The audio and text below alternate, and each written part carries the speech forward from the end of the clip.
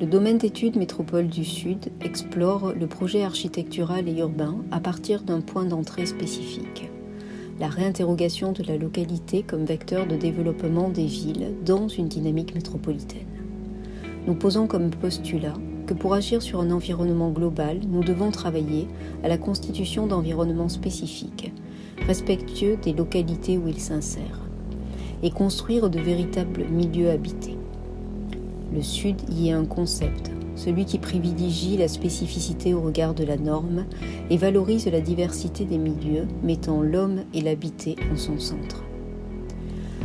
Notre ambition est de travailler, par l'expérimentation, à la constitution de ressources pour les futurs architectes, afin qu'ils soient en capacité de pleinement exercer leurs responsabilités dans la société et les amener à penser, concevoir, agir et faire avec conscience. Depuis 2010, nous travaillons sur l'alternance de sites d'expérimentation entre des villes européennes et un retour sur l'aire métropolitaine de Montpellier.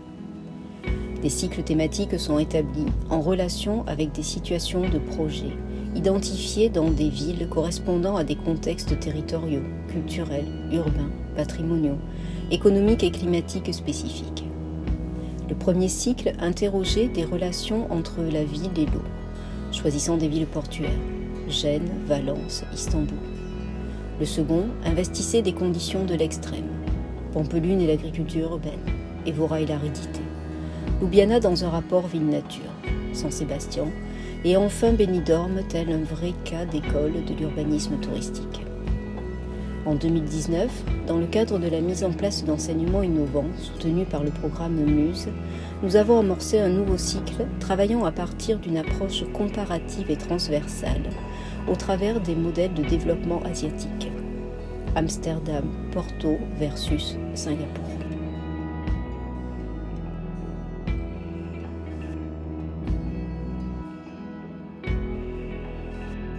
Il s'en est suivi la mise en perspective avec la ville de Madrid, où les conditions de la ville post-carbone ont permis d'interroger les rapports ville-nature, visant un équilibre entre l'homme et son environnement. Le pendant était la mégalopole de Tokyo, ce qui nous a permis de travailler sur les conditions d'une ville extrême au travers de sa vulnérabilité. En 2021, poursuivant notre exploration des métropoles du monde, le domaine d'études est parti à la découverte de New York.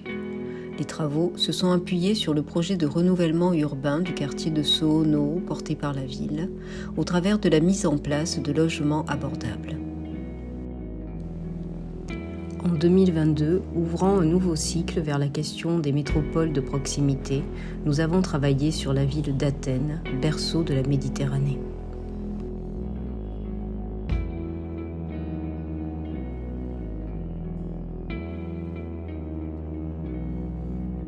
Métropole du Sud, c'est se positionner dans une vision où le projet va absorber les changements liés au mode de vie des habitants.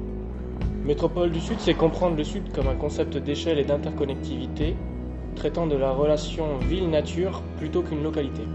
Métropole du Sud définit et encourage une éthique en architecture à travers le projet et pour le projet, tout en poussant à une réflexion sur des problématiques contemporaines. C'est utiliser les références de la métropole pour questionner l'ancrage au territoire. L'enjeu est de reconnaître des caractéristiques territoriales et urbanistiques qui nourrissent l'architecture de par leur spécificité.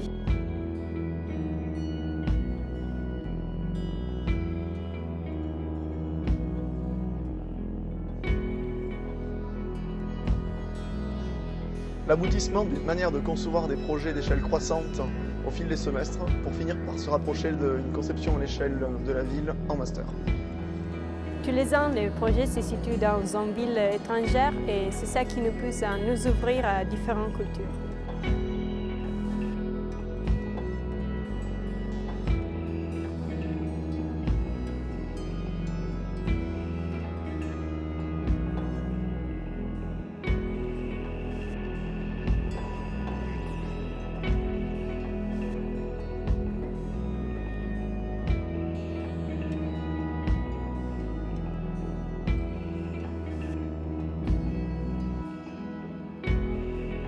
Partant du constat des Nations Unies qui établit qu'à l'horizon 2050, 70% de la population vivra dans des zones urbaines, nous ambitionnons d'aborder le projet avec conscience des changements environnementaux, climatiques, numériques et sociétaux.